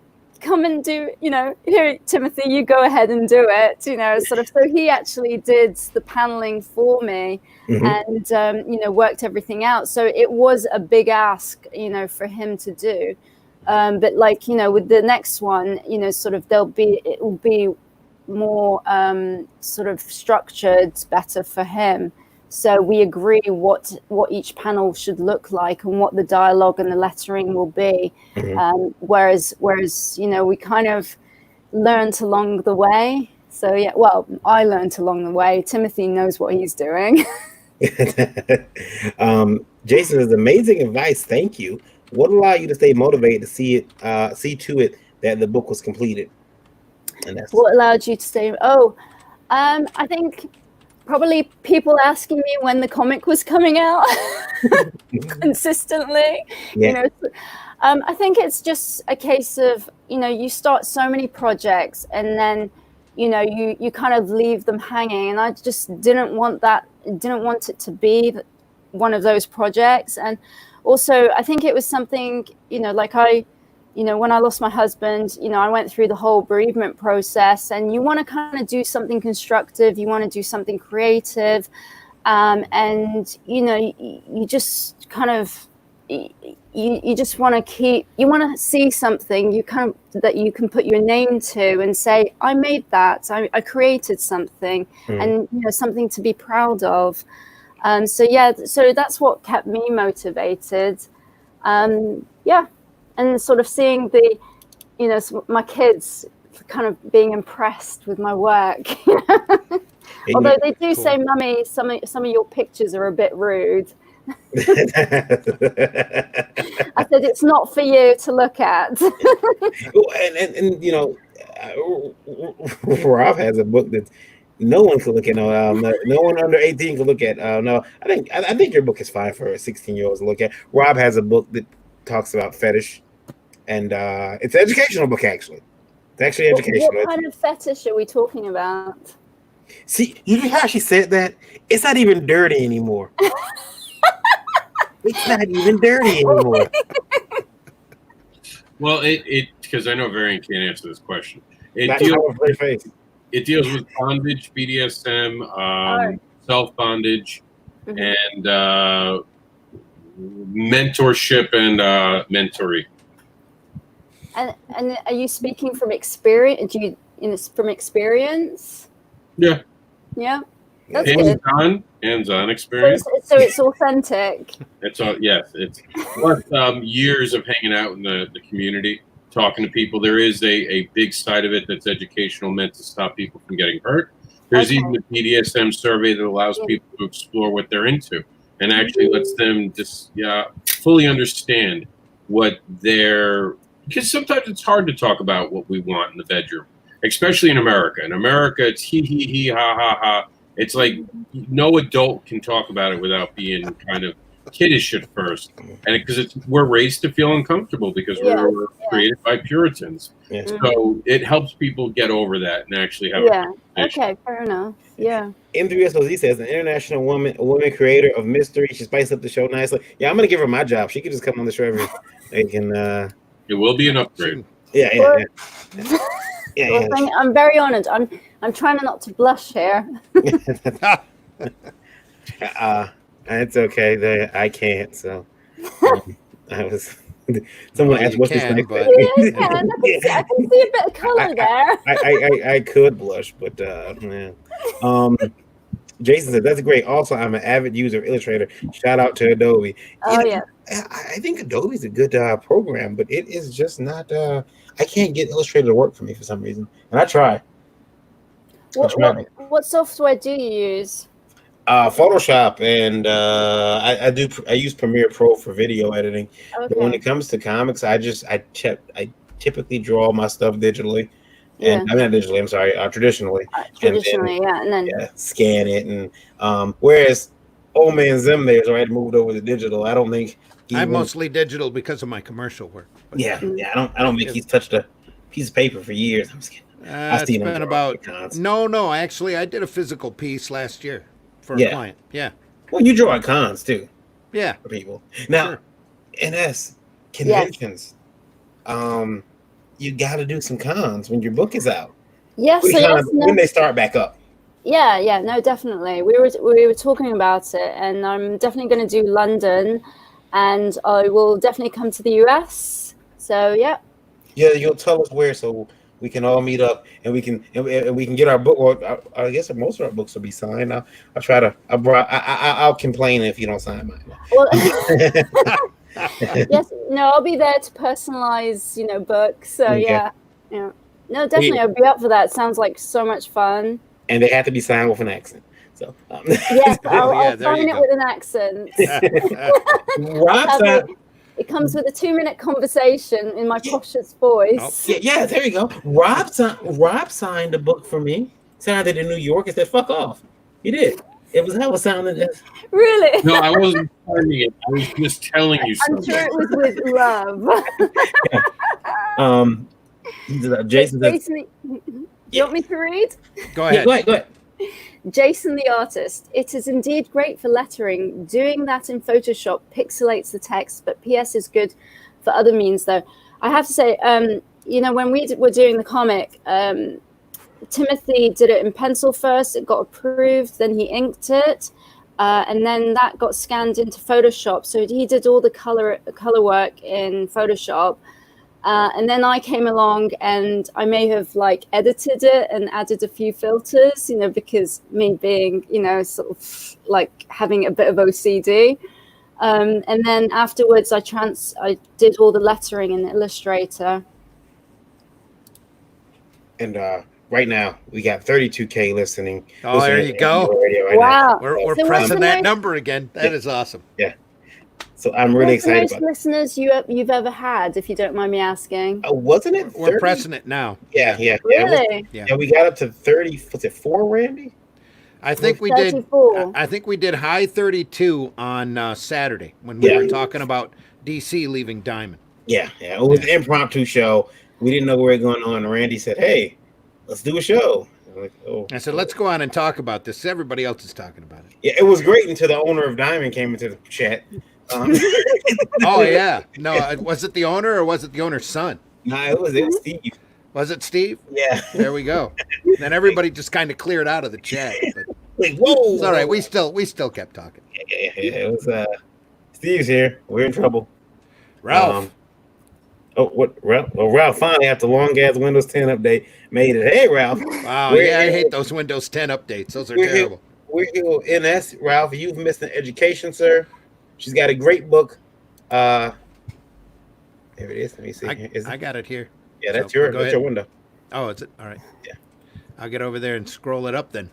I think the first thing I'm going to be doing tomorrow is speaking to Simon to get that video shortened.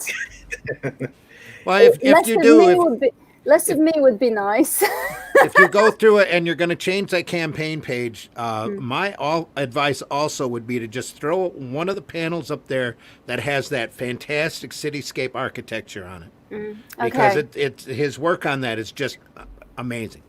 Yeah. Okay. It really reminds me of the best French artists or just European. It's got such a great look. Yeah.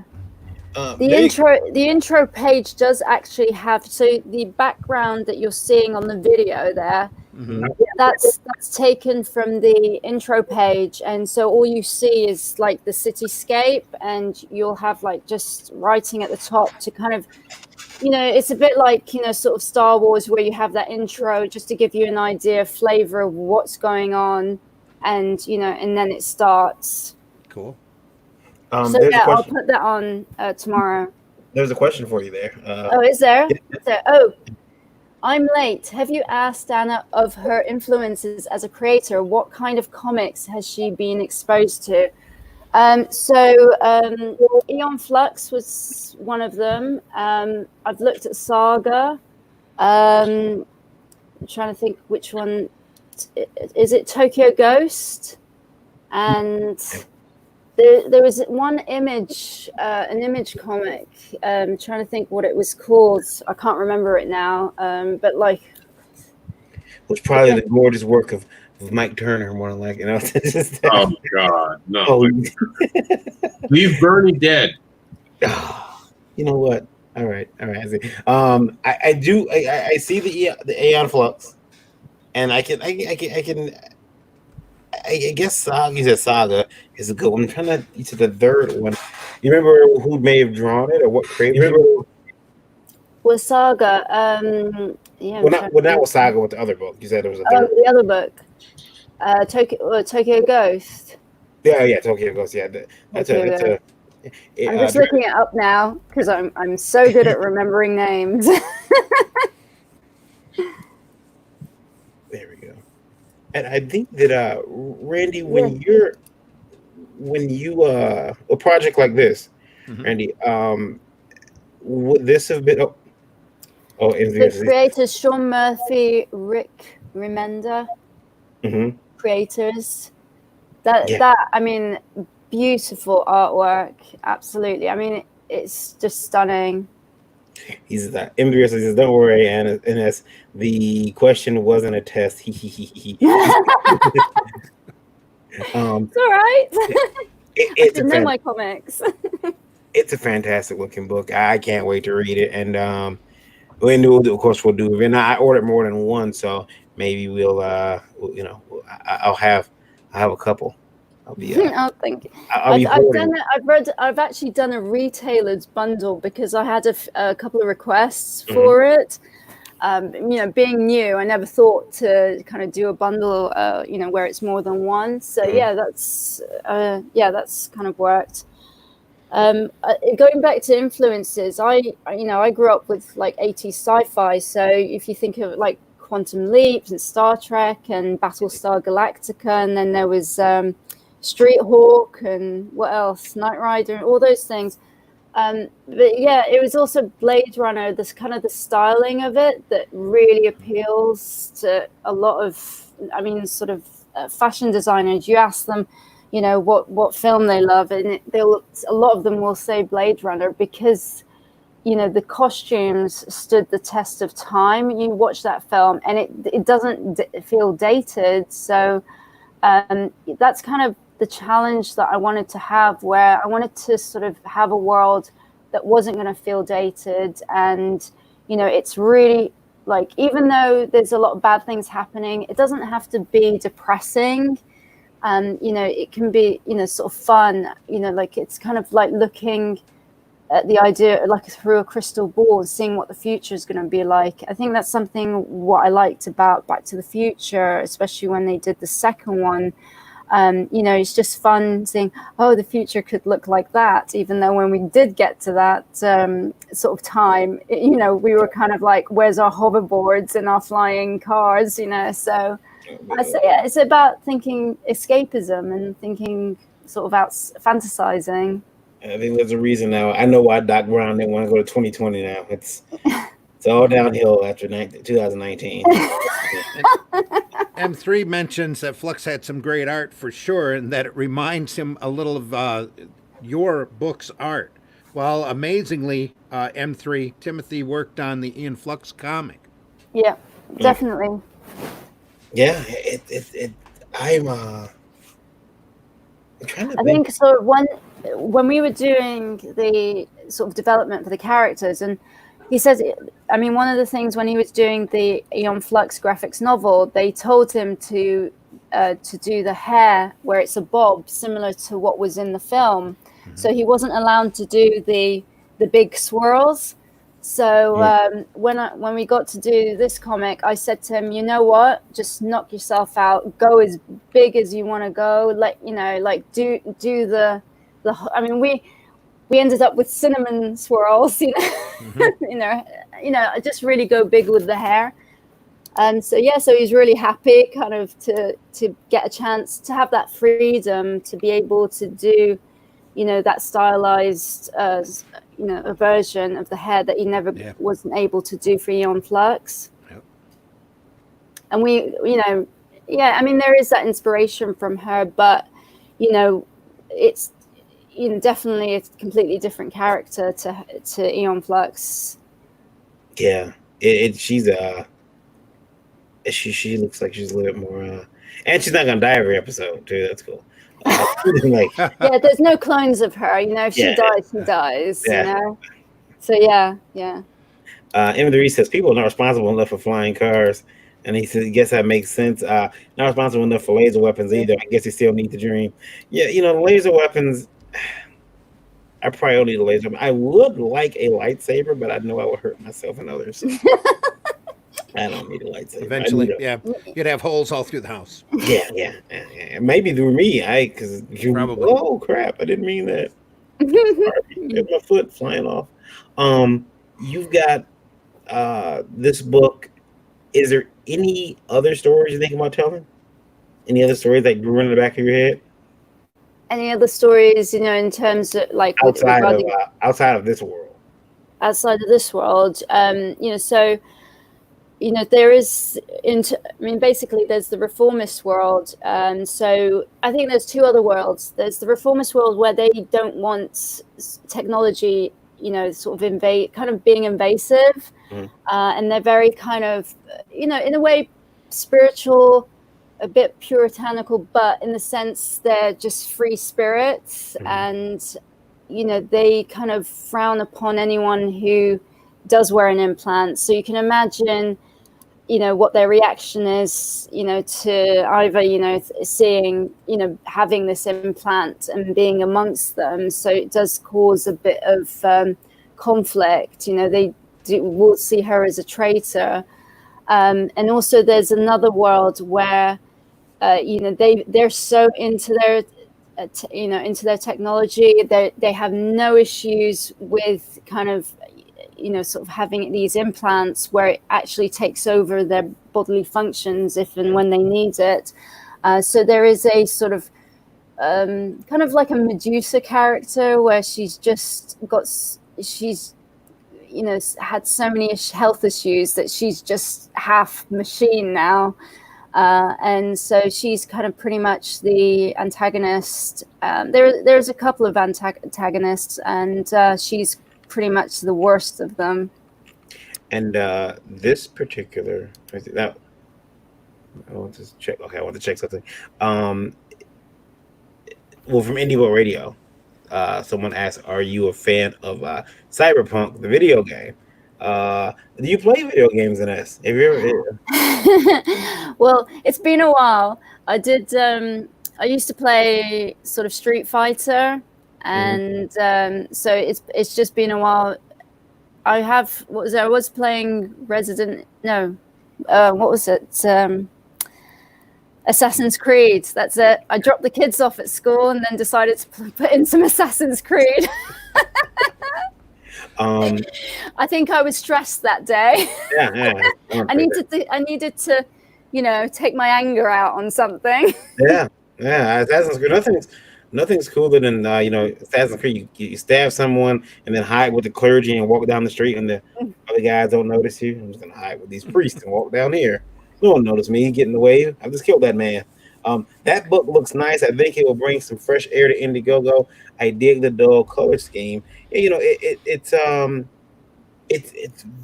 it's got this washed look, which I think makes it look a lot better than like if you would have did like all these big bright colors. I think that this makes it look really good. Yeah, I do like my dull colors. I mean, what it is, we do have like a blue filter on top of it. I mean, some of it where we played with the hues so that it does have this kind of bluish tone to it, and also on some of the backgrounds I put like a distressed filter, just to kind of give it a bit of depth and a bit of grit, so it's not, you can see it a little bit on the panel where she's on a few of the panels, because I didn't want it to be clean. Yeah, I think you can see it. Yeah, you can see it on that one where it's just got like a little bit. It's like a gritty, distressed filter on it. It's like a mesh. Now let's see. Yeah, but it's still. I mean, it looks like now that one scene. It's still her costume. It pops. Yeah. Jason says, "Well, I'll let you." Is it that scene that you're talking about? What was it like trying to work on a project for the first time when it came to scheduling and balance that's out with a full-time job such as your fashion design? Any advice? I think it's like if it's hard when you've got kids. If you don't have kids, that's brilliant. You've got all the time in the world. But like ideally set aside half an hour, and just to do some every day. Just say to yourself, I'm going to do half an hour. And then if you keep doing that, then you never know, that half hour could end up turning into an hour. And, sort of I would actually sometimes write at night, especially if you've got insomnia. That's the kind of best time to be creative. But yeah, it's just pushing yourself to just do a little bit every day, and then it kind of picks up the momentum. And also I highly recommend making lists of things that need doing.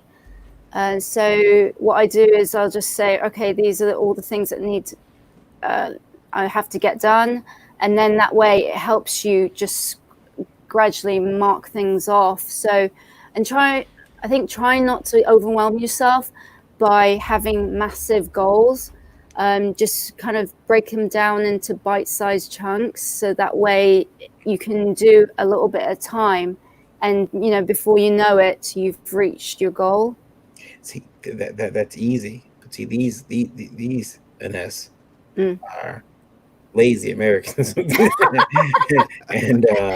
it's not gonna. They don't schedule anything. They don't even like we have this horrible thing in the United States. It's called latchkey.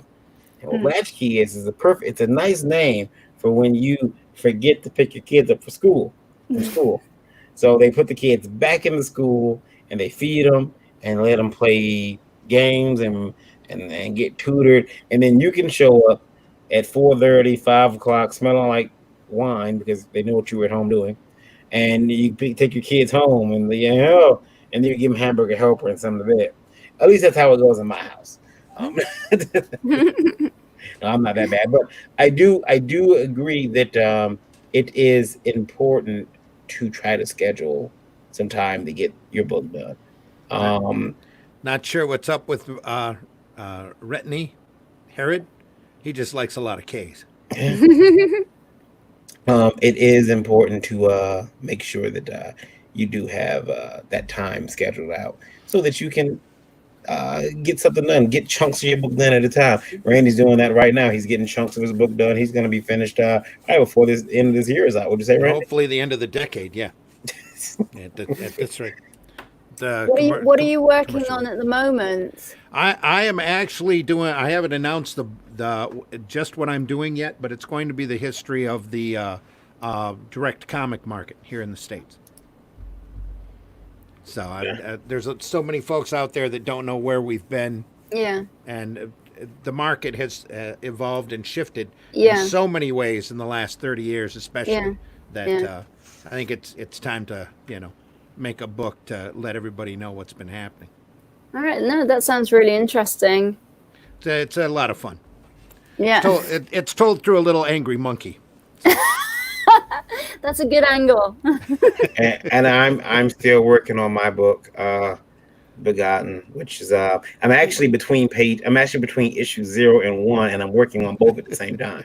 He's on issue 0.5. Yeah, well, it's really weird because I've drawn the book completely. I always tell this story, and then as you'll laugh at this. I drew the book, and at this point I had went and got a studio. I went and got a huge office in downtown Detroit, and we had this idea that Sorry. the other talent down there said, "Hey man, we're gonna do this. We'll ink your book for you." And I found out that you cannot have various inkers on a book, especially like more than 2. Like you can't give this guy 2 pages, you take 4 pages. This other guy takes home 5 pages. Other guy takes home 2 pages, and then you find out that there's some guy out there who says, "I'm going to use a brush," and you're like, "Can you do that? Can you brush ink?" He's like, "Yeah, I got you." And then the next guy says, "I'm going to use a Q-tip." Yeah, because it looks.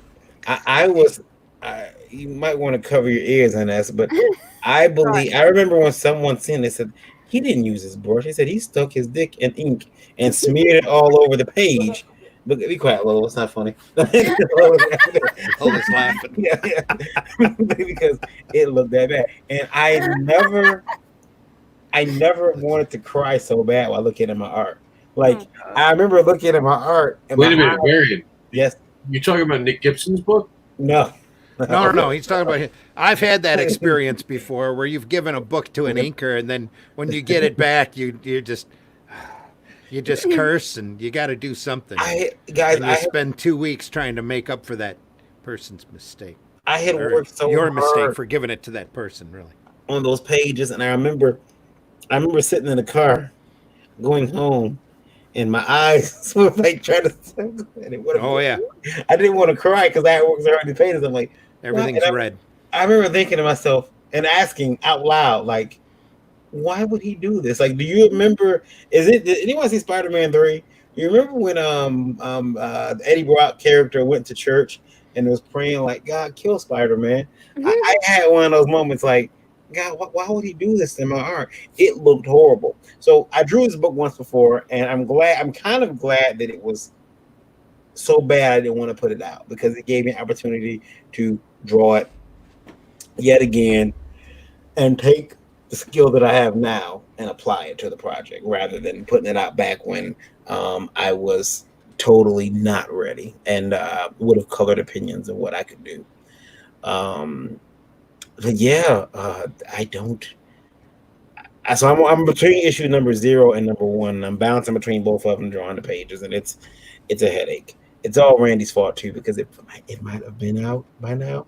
Oh yeah, blame me. Randy I'll take it. Well, Randy, you it's not all you. You decided. He showed me a page at the con. Says, "What do you think?" And I told him what I thought, and now he's back to the drawing board.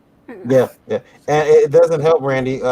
Yesterday, my mother looked at a page. She had looked at one, and she says, "Oh, that's pretty." I like all those flowers around the characters. I said, those are wings. Those are wings. Those are feathers. Feathers. Yeah. What do you mean you like the flowers? I'm taking this back to the drawing board. That's the first thing. That's the first thing I told him. I says, those aren't feathers. Those are leaves. Yeah. So screw you both, and you and my mother. You guys can.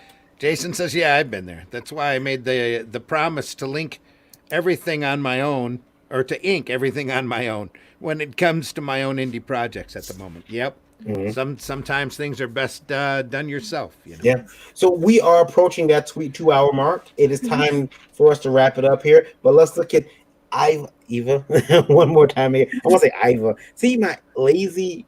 It's not even just being. It's my lazy Michigan tone. Do you want me to run that video one more time? You want to run the video? Let's see if it runs a little bit smoother this time too. You got the screen. I mean, you got the sound share. I'm pretty sure I do. It's on Vimeo too. I noticed that. That might be a problem too. Might be. It's on YouTube as well. Is it? Yeah. I wonder if we should go over to YouTube and try to grab it, Randy. Did it run smooth on this one? No, it didn't. It was hold on.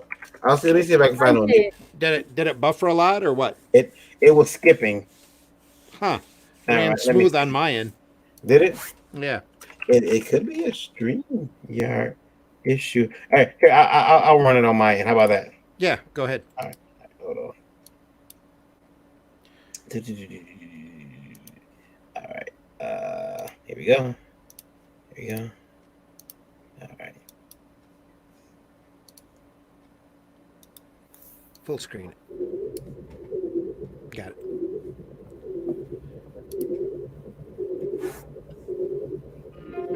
EYVA is a cyberpunk comic book series based on a love of 80s sci-fi and fantasy fiction.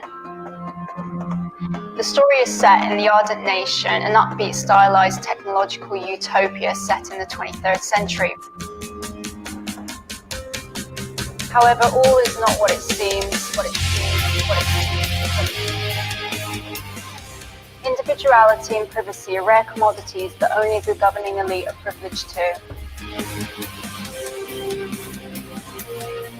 So imagine, if you will, social media becoming the governing body of a surviving nation. Everything about you and what you do since the day you were born is automatically streamed onto your timeline.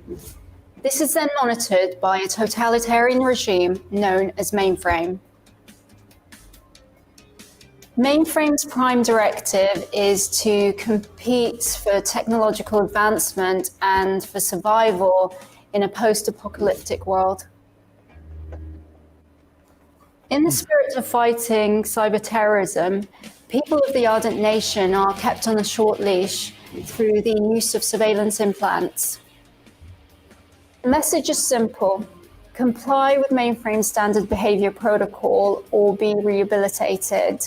It's all about working as a collective for a common cause whilst suppressing any scope for individual thought and self-expression. EYVA now is very much attached to her way of thinking, and this becomes a thorn in Mainframe's side. She's a highly strung bioengineer who, as we follow her journey of self-discovery, we learn about her past with the reformists and her present agenda, which could lead to the ultimate betrayal. The reformists are a rebellion group in the eyes of the Ardent Nation. Their ideology rejects invasive technology to protect the human spirit and embrace individuality. Ironically, the reformists use an interdimensional portal to keep themselves tucked away from the clutches of Mainframe.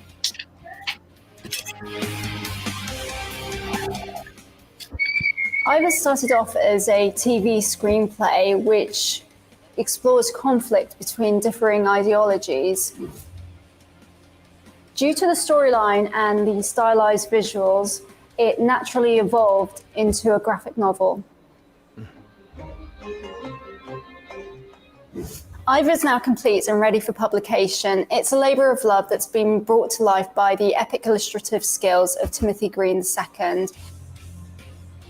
It's an extraordinary journey, one of which we hope our readers will join us on.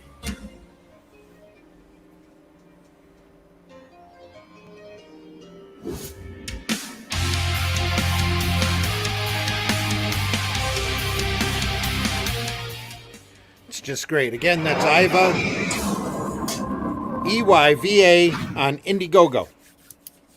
That's Thank right. you. Yay. Yeah.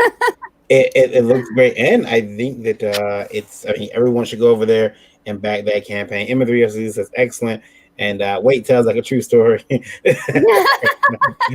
nowadays, yeah, it's getting there. It's starting to feel like that, isn't it? Yeah. Guys, do everybody a favor, do us a favor, and go over there and back this campaign. It's on Indiegogo. The link is in the description for the video here on YouTube. I will put the link in the chat too. Yes. Thank you so much. And thank you for having me. It's been fun. I've really Thanks enjoyed it. so much for coming on. That's a great book. So, oh, thank you. Thank you. And good luck with yours as well. Thank you. We'll have to stay in touch. Feel free to come back on Indie Vault anytime and let us know how the progress of the book is going. Plus, we would also love to have Timothy on as well at the same time. Yeah, I will have words with him. Yeah. Maybe a bit of a task trying to convince him, to come out of his hole. Yeah, we'll harass him until he does it. Sometime, us artists just enjoy being, in our cave. Yeah. Yeah. And not out in the open. It's totally understandable. If he's shy, it's totally understandable. Yeah. But NS, where can they find you if they want to get in touch with you besides your campaign? If they want to follow your works on social media? Yeah, you'll find me on Instagram. You'll find me on Facebook. I think those are the main ones, as well as Indiegogo. And I do have my own website. I'm still debating on whether to keep that website or not, since the social media seems to do all the work that sort of without having that extra overhead. All the links are on the campaign, and All right, the link is in the chat, so you guys, that's there. If you want to go over there and check it out, it's also in the description of the video on YouTube. Hop over to YouTube if you're watching Indie Vault live on YouTube. Please like and subscribe, ring that bell, do all the YouTube things. Oh yeah, definitely. Yeah, thank you. Help us defeat that algorithm, and then go over there to that campaign and make sure you back it for the most expensive perk that you possibly can, including those lovely pages that I seen. They were affordable. If you're trying to start an original art collection, $127 US. That's incredibly inexpensive. Yeah. For art of this caliber. So I would definitely, if I was looking to start an original art collection, even to bulk it up, that's what you want to do. M3SOZ says, "Good show, lovely lady." He didn't care about us. He's there. He's like, yeah, we're nothing. But that's okay. He was here for her. I see how it is, M3. Thank you, sir. Thank you for watching. Randy, where can they find you at? Let's thank everybody for watching and listening in. You can find me on Facebook. I tweet every once in a while, also on Twitter, but not very often. So, plus there's the Sim Geek channel on YouTube. That's ZIMMGEEK. And plus, we'll be back here Thursday morning for the breakfast buzz at 9 a.m. Eastern Standard Time. Oh Lord, Lord, that's like 3 o'clock in the afternoon over there within that. For us, it's the breakfast buzz. Yeah. Rob, where can they find you? Looking under your table. There he is. Can you hear me? Rob, where can we find you? Where can they find you? There, he's not hooked up. Can you hear me? Yeah. Now we can, yes. Okay. Yeah, there are thunderstorms around here. You can find me at MrAnderson.com. I own the internet, so any site you go to, you're welcome. And make sure to check out all the creators that are just creating amazing stuff with comicbookadvocates.com. And get an education by going to geteducated.space. Get educated, that's it. And this is, hey, I'm used to you two. Give me a break. Of course, my name is Varian Grant. You can find me on social media. Last Call Comics, indievault.com. If you want to have your question read and you want us to make fun of your question, well, that's easy. We can do that for you. You have to make sure you email us over at IndieVoteLive@IndieVote.com. Include IndieVote Live in the subject. And please, please, please keep those emails to 90 words or less so we can make fun of your question too. As well as you heard us talk with people on Indie Vote Radio right now. That final number was 36,710 people. That's a record. That is a record. So And- really excited about that. And you can join in Indie Vote Radio on Google Play. Go over to Google Play, type in Indie Vote. You'll find if you have an iPhone, Streama is where you can download the app. You can also download the app or listen to Indie Vote Radio live. If you have an Alexa, you can have her. You tell her to play Indie Vote Radio and she'll play it. Sorry, I go low when I say that because mine is always listening. And she will start to make me. And I don't like it when she does that. And as well as Indie Vote Radio, Indie Vote TV, because we know you're in the house, we know you can't go anywhere. Indie Vote TV is our streaming service, indie movies, indie content, a lot of stuff here on Indie Vote TV, and some original documentaries and series coming soon, as well as a bunch of independent movies from guys and gals that I really, really like. So check that out as well. That's and don't be afraid to send in those letters. No question is too silly. No question is too small or too large. And remember, our feedback will be better because of your setback. Hashtag get an education. Hashtag Indie Vote. That's really mean. It's really mean. Also, make sure that you check out IndieCron. Get listed, get seen, get in. IndieCron.com. Tell Pixel the Indie Vote sent you. And he'll make sure you get listed up there. Until then, I've been Varian Grant. You guys have been awesome. And hi, Jax. He's having quiet time with Daddy right now. Yeah. You guys all be safe. We will see you back here. There is Geekgasm tomorrow, right? There is Geekgasm tomorrow with Lola and I believe Stephanie. Stephanie's back. So, yeah. So Geekgasm. That's at 9 p.m. Wednesdays, 9 p.m. Eastern Standard Time. So make sure you're there for that. We will see you guys then. You all stay safe. Don't do anything I wouldn't do. So that gives you a whole lot of room. See you later. Can I take us out? Let me take us out. Of course I can. As soon as I find it here. Here we go. Take care, everybody. Stay safe. Bye. Thanks. Bye. Thank you. Thanks again, Thank Ines, you. for coming on. Bye. It was an awesome show. Thank you very Thank much. you. Bye. Take care, everybody.